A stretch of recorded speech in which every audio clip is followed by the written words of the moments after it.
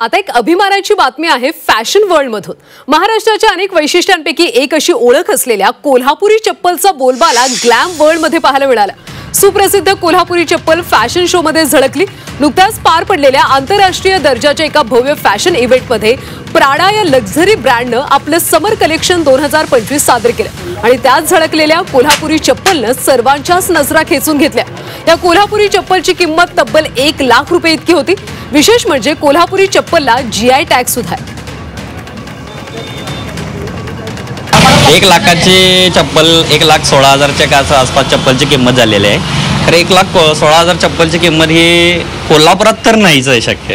तर प्राडा कंपनीसारख्या ब्रँडने जर कोल्हापुरात येऊन जर ही चप्पल जर इथनं कलेक्ट करून जर नेली असेल किंवा ती खरोखर कोल्हापुरी आहे का नाही हे पण बघणं महत्त्वाचं आहे। आणि जर लाख रुपयाला जर जात असेल कोल्हापुरी चप्पल तर इथल्या लोकल कोल्हापुरी मार्केटवाल्यांना तर त्याचा बेनिफिट व्हायलाच पाहिजे।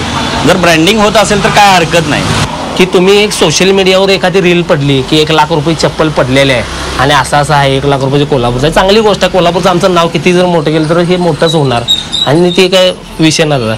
पण इथं पण जागतिक लेवलला जे आपण इथं स्थळावर इथं चप्पल कस्टमर घेते त्याला पण रिस्पेक्ट दिली पाहिजे। ह्या चप्पलला इथं महत्त्व मिळालं पाहिजे एवढंच माझं म्हणणं आहे। कोल्हापुरी चप्पल एवढ्या किमतीचे नाही पण ते आता ते कंपनीच्या हिशोबाने तिने जे रेट लावलेला आहे कंपनीच्या हिशोबाने जरी रेट लावला असला तरी आमच्या इथं कस्टमर 400 रुपयाची चप्पल घ्यायला 10 वेळा विचार करते। आणि ॲक्च्युली ही चप्पल कोल्हापुरातनं खरेदी केली आहे हा भाग वेगळा। कोल्हापुरातनं जर चप्पल खरेदी केली असती तर तिची किंमत एवढी झालीच नसती।